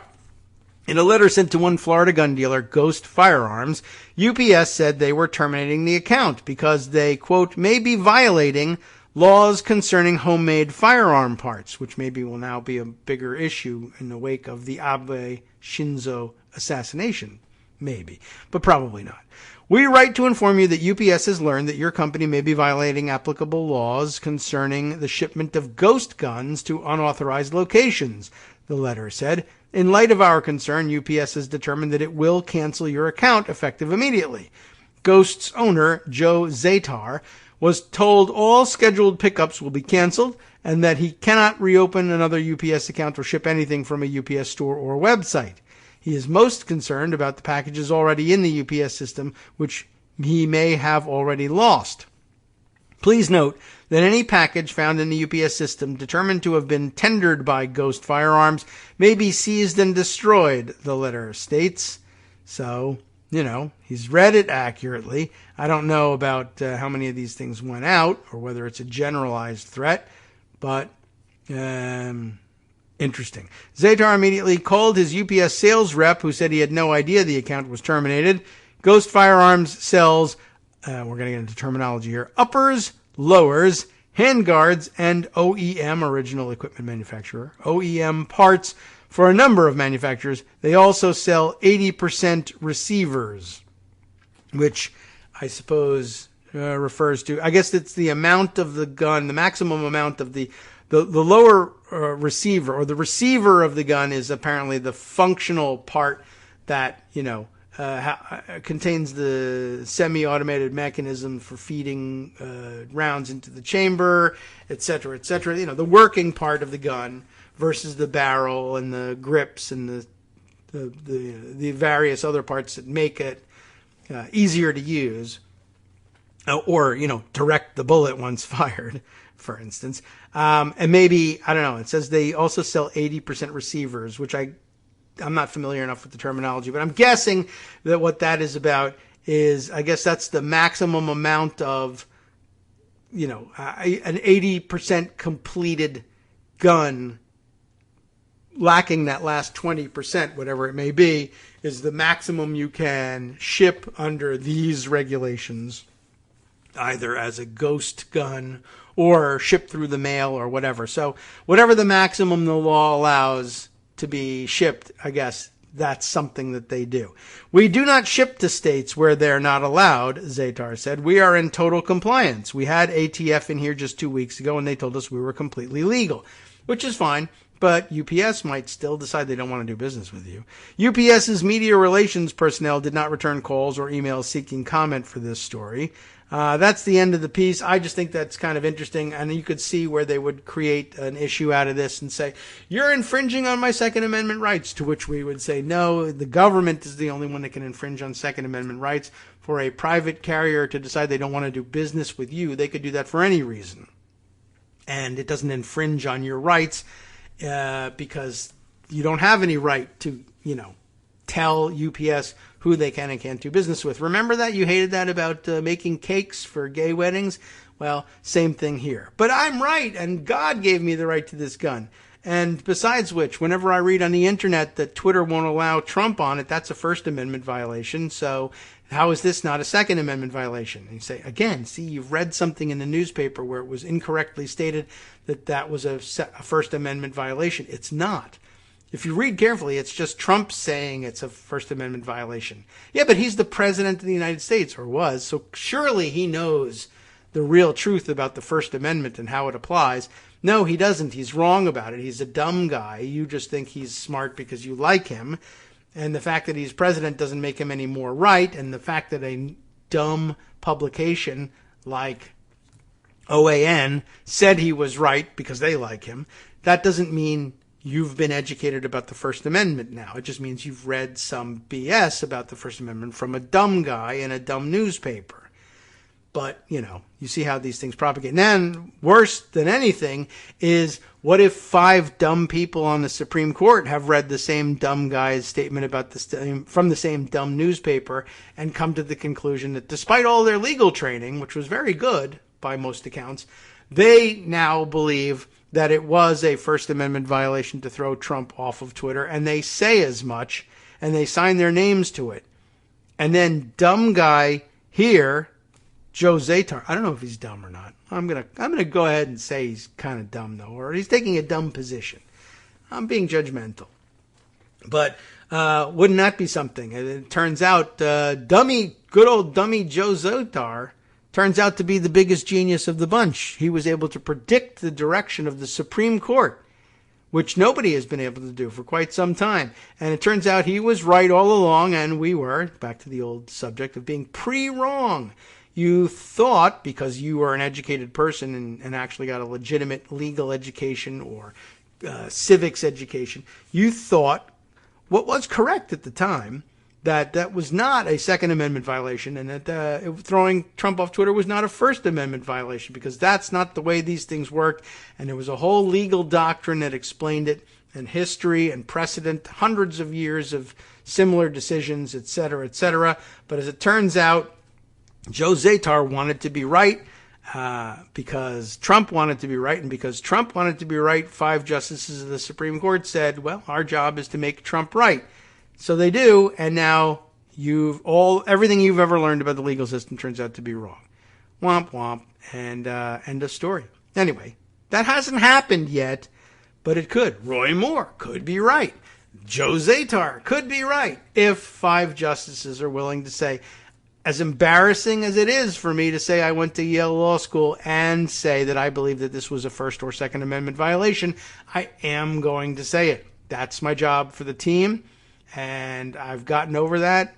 I understand the consequences of this. I will be chased out of a restaurant because of this. Apparently that happened to Brett Kavanaugh last night. I happened to see in passing. I don't even have any references on it, but I guess he was at a Morton's Steakhouse and had to, my God, leave by the back entrance, which is the way most employees there leave, by the way. But leave through the back entrance to avoid a protesting crowd out there. And people are already actually talking about it in terms of the right to have dinner. Like, show me in the Constitution where that one appears. I don't think you'll see that one anytime soon. All right. Well, maybe I can make a note to myself to get something about the Kavanaugh thing. But if I don't, it's out there. Trust me. That's all there is to it. Okay. How do you like that? No more sourcing on this show. Here's something that I brought up the other day that I just wanted to remind you. I don't know whether I ever read it on the show, but I mentioned about ShotSpotter being manipulable, right? If you missed my mention of it, ShotSpotter is the technology sold to a lot of police departments. And right now, at this stage of the game, you need to be like very skeptical about advanced technology being sold to and being used by police departments. Just generally, it's a good idea. The higher tech the stuff, the less likely, quite honestly, that they're going to know how to use that properly, not just because it's specialized knowledge, but because, when it seems too good to be true, the usual saying is it usually is, and some magic technology that will tell you when and where guns were fired, even if used properly, can be a little bit intrusive. Where are my gun rights people on that one? They might actually be about that. I have no idea whether or not they believe that infringes on their right to bear arms, to be caught by a computer firing it somewhere. Anyway, the interesting part of this story was, on the one hand, good-ish, well-intentioned use of technology, especially, if there's random gunfire or criminal gunfire somewhere, or, in the case of July 4th, celebratory gunfire. I think ShotSpotter has caught people on that, too. It's almost impossible to catch those guys. But, listening posts, microphones all over the place, it's a little creepy and intrusive. Apparently, I think the claim from the company that runs ShotSpotter is that they have some sort of, algorithmic filter on there that filters out anything but the thing it's looking for, which is, say, gunshots and gunshot-like noises. And that way it will avoid picking up conversations of people walking past these microphones, which it's capable of doing. And I mean, I guess if it's just algorithmic that it filters it out, you can unalgorithm it and just start picking up conversations. And who would be any the wiser? Unless, of course, you found yourself in court one day based on that evidence. And that day will come. But in the meantime, they've been ruining it with something else. I looked it up again, a Vice News piece. And every time I read Vice News now, I'm reminded that, did Greg mention this when he was talking about Gavin McInnes yesterday, the founder of the Proud Boys? This is a weird sort of overlap. But Gavin McInnes, both founder of the Proud Boys and one of the co-founders of Vice Media, which makes me think I shouldn't use Vice Media stories, except sometimes they're pretty good. But anyway, I think that's weird and worth noting, but something to think about in the future. But here's the story from a few years back, I think. What's the date on it? Oh, not that many years back. July 26th of last year. So just about a year old, this story. Police are telling ShotSpotter to alter evidence from gunshot detecting AI, artificial intelligence. Prosecutors in Chicago are being forced to withdraw evidence generated by the technology, which led to the police killing of 13-year-old Adam Toledo earlier this year. So a controversial case all by itself. Todd Feathers, the reporter on this story, on May 31st last year, which would mean 2 years ago, 25-year-old Safarian Herring was shot in the head and dropped off at St. Bernard Hospital in Chicago by a man named Michael Williams. He died 2 days later. Chicago police eventually arrested the 64-year-old Williams and charged him with murder. Williams maintains that Herring was hit in a drive-by shooting. A key piece of evidence in the case is video surveillance footage showing Williams's car stopped on the 6300 block of South Stony Island Avenue at 11:46 p.m., the time and location where police say they know Herring was shot. How do they know that's where the shooting happened? Police said ShotSpotter, a surveillance system that uses hidden microphone sensors to detect the sound and location of gunshots, generated an alert for that time and place. And I mean, here's, if used correctly, and this is an accurate description, a helpful way of using ShotSpotter. Like, why should you, there's certainly no right to keep gunshots private, right? If you shoot somebody on the street, the noise is heard. The only reason that you're not detected and arrested is we don't have enough cops to stand on every corner and listen for gunshots and be able to respond quickly enough. But technology allows us to do that. It's like license plate scanning, right? There's nothing private about your license plate. It's meant to identify you in public. It's just that we don't have enough people with, photographic memories to be able to tell which cars are driving where at any given time. But computers and unlimited storage capacity for the images give us the ability to do this. Same here with the sound of gunshots. So here's the thing. Here's the problem, though. It's ShotSpotter generated an alert for that time and place, except that's not entirely true, according to a recent court filings. That night, 19 ShotSpotter sensors detected a percussive sound at 11:46 p.m. and determined the location to be 5700 South Lake Shores Drive, a mile away from the site where prosecutors say Williams committed the murder, according to a motion filed by Williams' public defender. The company's algorithms initially classified the sound as a firework. That weekend had seen widespread protests in Chicago in response to George Floyd's murder, and some of those protesting lit fireworks. But after the 11:46 p.m. alert came in, a ShotSpotter analyst manually overrode the algorithms and reclassified the sound as a gunshot. Then, months later, and after post-processing, and that's enclosed in quotes here, another ShotSpotter analyst changed the alert's coordinates to a location on South Stony Island Drive, near where Williams's car was seen on camera. 3 Through this human-involved method, the shot spotter output in this case was dramatically transformed from data that did not support criminal charges of any kind to data that now forms the centerpiece of the prosecution's murder case against Mr. Williams, the public defender wrote in the motion. And thank God that you happen to have one of those public defenders who actually has the time and motivation to put together a case like this, because usually they just don't. The document is what's known as a Frye motion, F-R-Y-E, Frye motion, a request for a judge to examine and rule on whether a particular forensic method is scientifically valid enough to be entered as evidence. Rather than defend ShotSpotter's technology and its employees' actions in a Frye hearing, the prosecutors withdrew all ShotSpotter evidence against Williams. Now, the case isn't an anomaly. How do you like that? Was that pronunciation good enough for you? The case isn't an anomaly.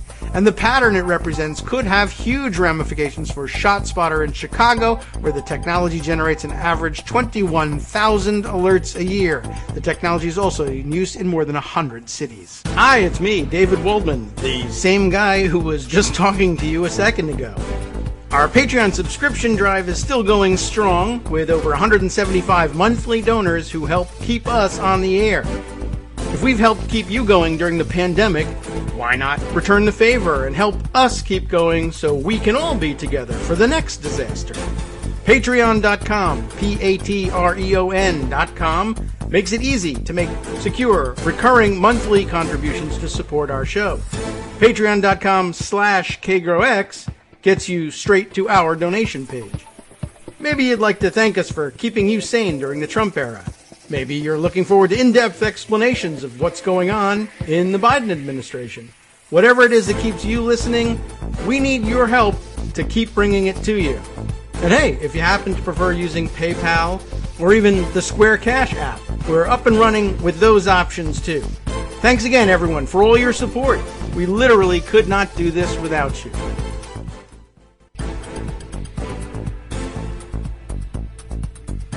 All right, welcome back now to the Kagro in the Morning Show here on Netroots Radio. Shall we continue? This is kind of an interesting Friday type of a story. It's just a little shocking and outside of our usual wheelhouse, but, well, not entirely, in that it does involve the legal system and some of the procedural weirdnesses and guns as well. So how about that? This stuff is in use in more than 100 other cities besides Chicago, and 21,000 alerts on ShotSpotter each year. And I guess not entirely beyond belief that it would be manipulable by humans in the system, right? I mean, after all, I guess to draw a really bad parallel, for instance, if it wasn't, I don't know, is this a good parallel or a terrible parallel? Production staff is not around to tell me, but what do you think of this? Given that this is audio technology, right, and there's an algorithm deciding what sounds percussive and could be a gunshot. And by the way, I wonder whether that includes like glass break noise too, and whether that's helpful to them or whether they filter that out or what. But at any rate, percussive noise is what's looked for, and voice breaks as well. Percussive noise. Anyway, I'm like the clerk working at the Simpsons at the any given store. Anyway, that's what it's looking for, but there has to be some human involvement. If nothing else, then you read the reports and say, oh, we should go check out the alleged gunshots at Main Street over here, or whatever it is. But it's trying to decide what's A, percussive enough to start analyzing, and then B, it's asked to put out an initial analysis. And depending on the distance from the microphone, and, you know, there are microphones all over the place, but any number of things that could affect the way the noise is produced and perceived. Maybe the first pass you say that's fireworks. And now you might say, what are people doing lighting so many fireworks in the bank at this location? Because you know that what that location is. That's probably not fireworks. And maybe we should check that out. And sure enough, you find shell casings all over the place. When you get back to the office and you tell the technician, if I don't know how this process works, but you talk to the ShotSpotter technician and say, yeah, those fireworks that supposedly went off outside the bank, I found shell casings all over the place. So guess what I think this was? I think this was a shooting. I presume at that point that the shot spotter technician says, you know what? I'm going to go in and I'm going to change it to gunshots. It says it's fireworks, but there's other evidence. It wasn't proven that it was not fireworks. It's entirely possible that somebody came by and said, for a prank today, I'm going to light fireworks and then dump a bunch of shell casings. Okay, you got me. But I did draw this conclusion, and it was not unreasonable, but okay, whatever. But that's the difference between evidence and proof. Proof, by the way, I still think the best class I took in law school.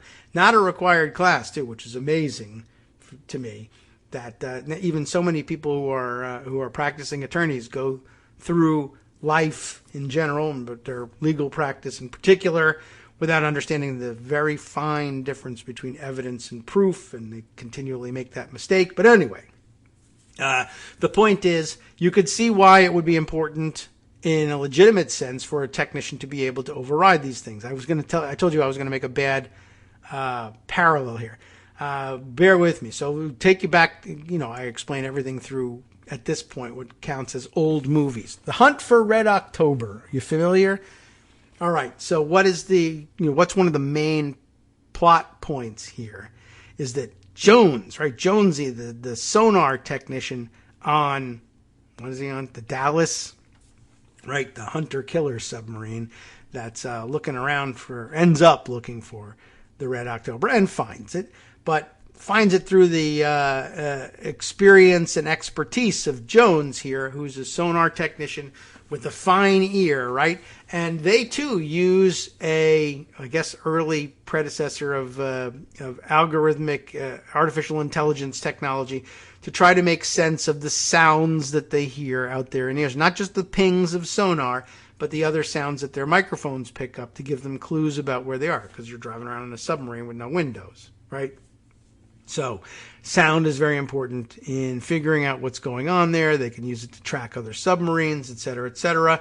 And everybody knows by now where I'm going with this if you're familiar with the movie, right? The Red October has this new revolutionary, not in the Bolshevik sense, but in the innovative sense, revolutionary propulsion system, which is a fake thing, but I'm sure it's based on something they might have been thinking about doing. The Caterpillar drive, which is basically like a jet engine for the water, drawing water in the front and expelling it out the back and using that as propulsion.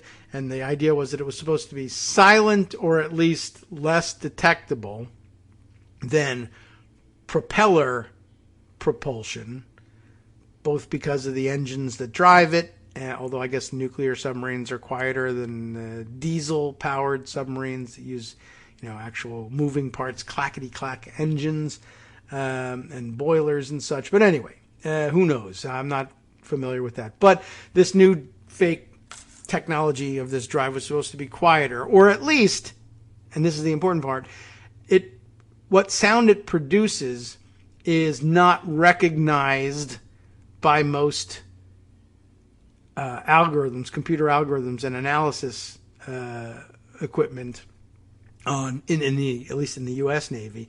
None of those things are programmed to recognize that noise as what it is, this new propulsion system. And the computer tells Jones, right, that it's magma displacement, right? Which is, I guess, plausible, but whatever reason, he suspects that it's something else. Because, of course, they're tracking the submarine under normal propulsion, and they know there's a sub there, and they're following it, and all of a sudden it goes away, the noise goes away, and then you hear magma displacement. And then, right, Jones does his own analysis. I took the sound, and I can't remember whether he speeded it up or slowed it down 10 times, I don't know, but then that made it sound like different, and now it was obviously regular and mechanical sounding, and therefore more than likely man-made, which means they're following, probably that same submarine, just with something different going on. It's not magma displacement. Computer said it was, and if computers are never wrong and you never override anything, Jones never finds the Red October, and the whole story doesn't happen. So I don't know. I mean, it's a fake story anyway, so it didn't happen, so we're no worse the wear for it, but you get the idea. that there's a parallel we can all understand where it's a good thing for the technician to say, I don't care what the computer says, I'm going to do further analysis and I'm going to change the outcome that the algorithm produces. It's because otherwise it's magma displacement and we're lost and we just go somewhere else and do something else and the whole story doesn't happen. But I say it's not magma displacement, and here's why, and I'm going to go in and change it. Well, here you can say I'm going to go in and say it's not fireworks, it's gunshots. But, of course, you could do it for bad purposes as well. Or like, hey, we really want to arrest this guy and close this case so we can all go home. Why don't you just turn those fireworks into gunshots? And there's no basis for it. And most people will just never find out. Because most people are going to be defended by public defenders who aren't even going to think to look. So where were we? Yes. So we said that there was, they're using it in more than 100 cities. Motherboards, that is Vice's motherboard, technology vertical. Motherboard's review of court documents for the Williams case and other trials in Chicago and New York State, including testimony from ShotSpotter's favored expert witnesses, suggests that the company's analysts frequently modify alerts at the request of police departments, some of which appear to be grasping for evidence that supports their narrative of events. Next section here called Untested Evidence. Had the Cook County State's Attorney's Office not withdrawn the evidence in the Williams case, it would likely have become the first time an Illinois court formally examined the science and source code behind ShotSpotter. Jonathan Manes, M-A-N-E-S, could be Manes, an attorney at the MacArthur Justice Center, told Motherboard. Rather than defend the evidence, prosecutors just ran away from it, he said. Right now, nobody outside of ShotSpotter or Dominion voting systems, I don't know, see, people get paranoid about this thing, but nobody outside of ShotSpotter has ever been able to look under the hood and audit this technology. We wouldn't let forensic crime labs use a DNA test that hadn't been vetted and audited. Good point. Sam Klepper, Senior Vice President for Marketing and Product Strategy at ShotSpotter, told Motherboard in an email that the company has no reason to believe the prosecutor's decision reflects a lack of faith in its technology. That could be true, too. They just maybe we have other evidence and we'll just rely on that. We don't have the resources to be proving the efficacy of ShotSpotters, so we can't be bringing in expert witnesses and all that. Too expensive. We'll just convict you on the basis of other stuff, if they thought they could do that. That's a possibility. ShotSpotter evidence and employee testimony has been admitted in 190 court cases, he wrote. Whether ShotSpotter evidence is relevant to a case is a matter left to the discretion of a prosecutor and counsel for a defendant. ShotSpotter has no reason to believe that these decisions are based on a judgment about the ShotSpotter technology, he said. The Chicago Police Department, Cook County State's Attorney's Office, Mayor Lori Lightfoot's office, and Alderman Chris Taliaferro, who chairs the City Council's Public Safety Committee, all did not respond to interview requests or questions. Next section, a pattern of alterations. In 2016, Rochester, New York police, looking for a suspicious vehicle, stopped the wrong car and shot the passenger, Sylvan Simmons. Shot him in the back 3 times. They charged him, of course, with firing first at officers. The only evidence against Simmons came from ShotSpotter. Initially, the company's sensors didn't detect any gunshots. Starts off well enough. Like if you have actual evidence like that, well, he shot first, and there's audio recording of very different sounding gun, let's say, going off first, and then, I guess then the voices that get picked up, if they got picked up by a ShotSpotter microphone, would be important to admit as evidence, and then it'd be interesting if they magically had that after all.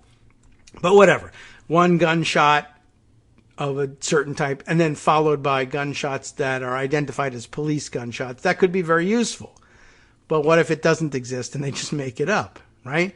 The only evidence against Simmons came from ShotSpotter. Initially, the company's sensors didn't detect any gunshots, and the algorithms ruled that the sounds came from helicopter rotors. That's another thing where you would say, well, magma displacement is about as likely as helicopter rotors. Although, there are certainly police helicopters around. After Rochester police contacted ShotSpotter, an analyst ruled that there had been 4 gunshots, the number of times that police fired at Simmons, missing once. Paul Green, ShotSpotter's expert witness and an employee of the company, testified at Simmons' trial that subsequently he was asked by the Rochester Police Department to essentially search and see if there were more shots fired than ShotSpotter picked up. But what do you search? This was according to a civil lawsuit that Simmons has filed against the city and the company. And what do you know? Green found a 5th shot, despite there being no physical evidence at the scene that Simmons had fired. Rochester police had also refused his multiple requests for them to test his hands and clothing for gunshot residue. That's interesting that they refused to do that. It's usually something they force you to go through. Curiously, the ShotSpotter audio files that were the only evidence of the phantom 5th shot have disappeared. That's a problem in its own right. Both the company and the Rochester Police Department lost, deleted, and or destroyed the spool and or other information containing sounds pertaining to the officer-involved shooting, according to Simmons' civil suit. Green acknowledged at plaintiff's criminal trial that employees of ShotSpotter and law enforcement customers with an audio editor can alter any audio file that's not been locked or encrypted. A jury ultimately acquitted Simmons of attempted murder, and a judge overturned his conviction for possession of a gun, citing ShotSpotter's unreliability. That's pretty interesting and pretty serious, and has wide-ranging implications as well. And also goes back to what we were talking about before, about having something reported as true and then people believing it and it sort of taking on a life of its own, right? Well, at one point we had the tape of ShotSpotter, and I, as an expert, analyzed it a little more, and it seems to me that there are 4 sounds that the algorithm picks up on. But first, it identifies them as helicopter rotors. I listened to them, and I don't think they are. I have reason to believe they're gunshots, and I reclassified them as gunshots. In addition, there's a 5th sound, which for some reason the algorithm doesn't identify as anything, but which I, to the human ear, would say sounds like a gunshot. I can play that for you and prove it. And all of that gets entered into the record and written down somewhere, and it's official, and people did testify to it, and da-da-da. Now the tape is gone, lost, destroyed, and all you have is the printed record. But all you got is the printed record that says, I listened to the tape, and I heard what sounded like a 5th shot to me. And now that's all you have. You can't go back and listen to the tape and say, let me hear that. Oh, yeah, you're right. It does sound like a gunshot. Or, absolutely not. That is the sound of someone, vomiting somewhere or whatever.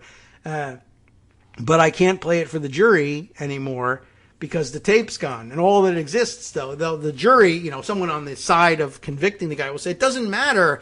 Look at the record. It says that there were 5 shots fired. Well, remember that the record says the computer says that no shots were fired. And it wasn't until somebody went back and changed helicopter rotor into 4 gunshots that there were 4 gunshots fired. And it wasn't until another guy says, I hear a 5th that wasn't classified as anything. Wouldn't you like to hear that 5th one?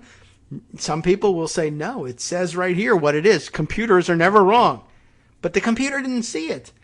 But he typed it into a computer and said that from now on the report will say that there was a 5th gunshot. Not the same thing. Is it evidence? It's bad evidence, but it is evidence. Is it proof? No way. Not in a million years. Again, the difference between evidence and proof.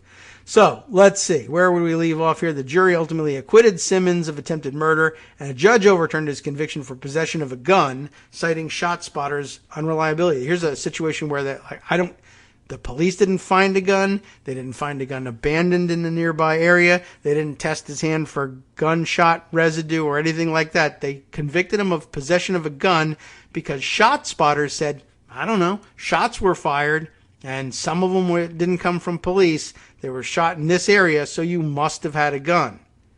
Well, that's a good conclusion if those were gunshots. What if they were not? The computer didn't think they were.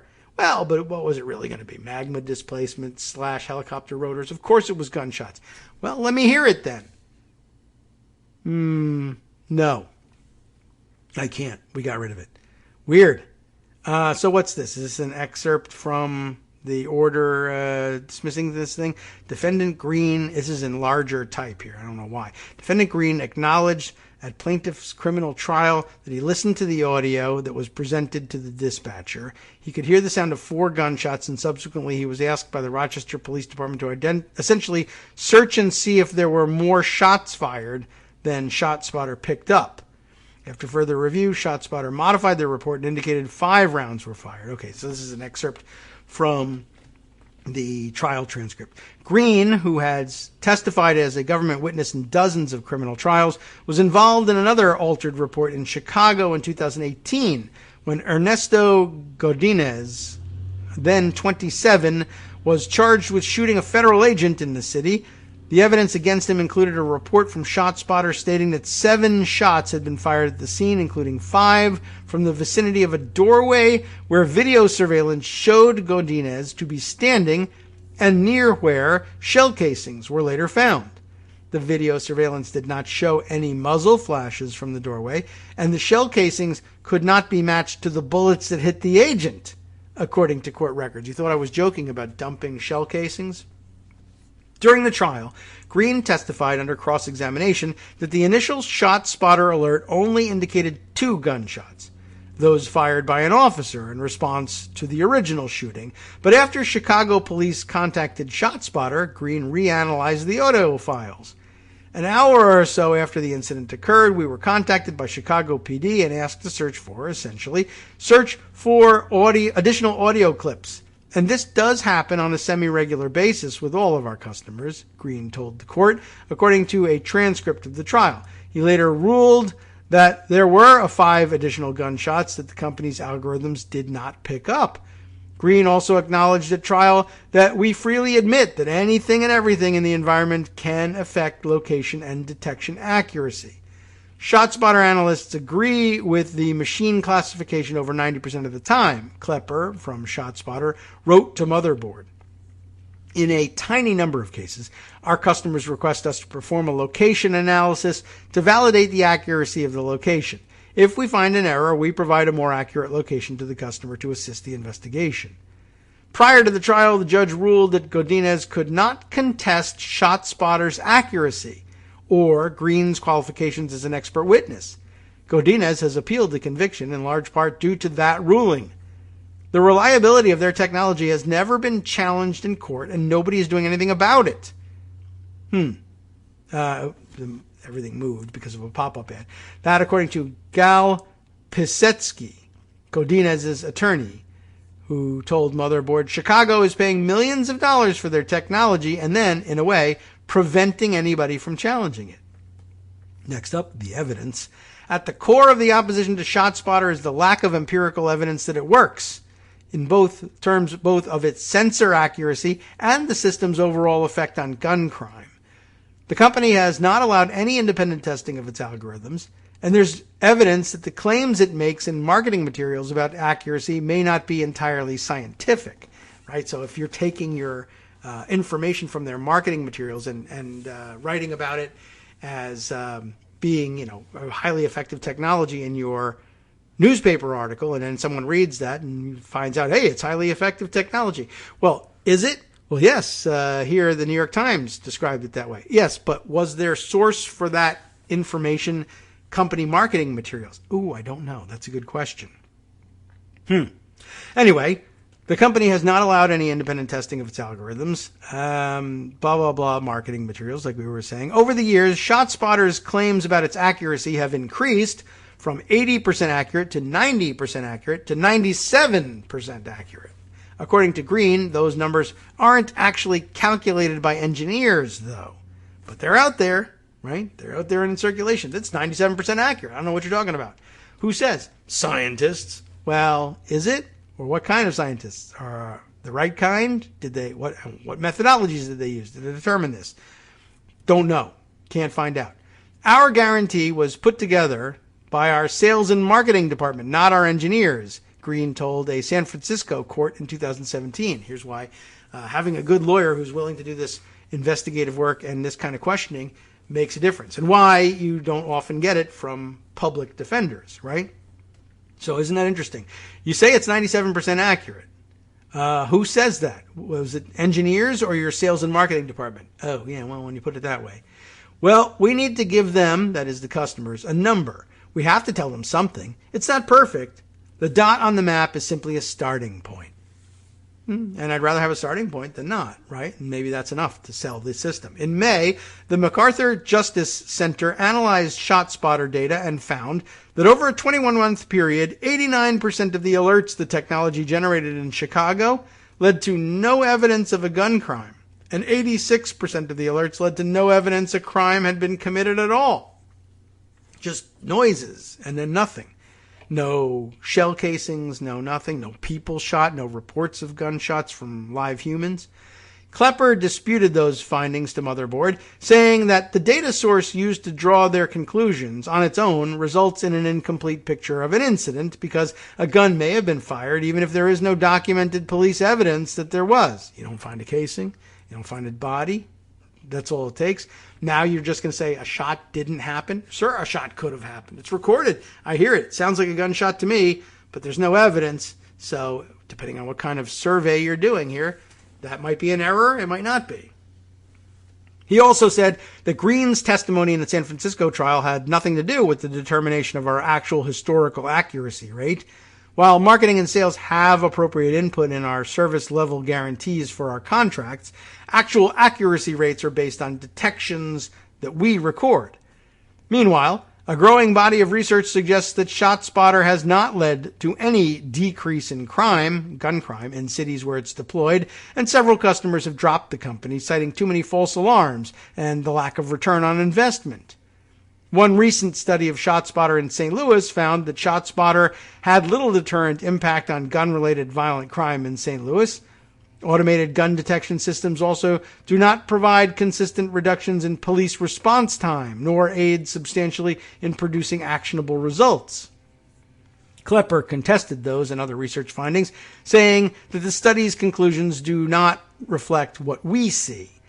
He pointed to a 2021 study by the New York University School of Law's policing project that determined that assaults, which include some gun crime, decreased by 30% in some districts in St. Louis County after ShotSpotter was installed. The study authors disclosed that ShotSpotter has been providing the policing project unrestricted funding since 2018, that ShotSpotter's CEO sits on the policing project's advisory board, and that ShotSpotter has previously compensated policing project researchers. That's a little different. Chicago pushes back is next. Chicago is one of the most important cities in ShotSpotter's portfolio and is increasingly becoming a battleground over its use. If a court ever agrees to examine the forensic viability of ShotSpotter, or if prosecutors continue to drop the evidence when challenged, it could have massive ramifications. From January 2017 through June 2021, ShotSpotter reported 94,313 gunfire incidents in the city. By the way, I think probably worse than Afghanistan, Iraq, what have you, Ukraine. Anyway, that's an average of 20,958 per year, according to data obtained by Motherboard through a public records request. Chicago is ShotSpotter's second biggest city after New York City, accounting for 13% of the company's revenue during the first quarter of 2021. But Chicago's $33 million contract with the company is coming to an end, and city officials must decide this August, I guess last August, whether or not to renew it. Meanwhile, the city is grappling with new research, a rise in shootings like the cases in the Williams and Godinez trials, and tragedies that have prompted renewed criticism of the technology. It was ShotSpotter alerts in the early morning hours of March 29th that dispatched police to a street in Little Village, where they eventually shot and killed 13-year-old Adam Toledo, who was unarmed at the time. That and other recent events have sparked a new campaign by community and civil rights groups in Chicago calling on city officials to drop ShotSpotter.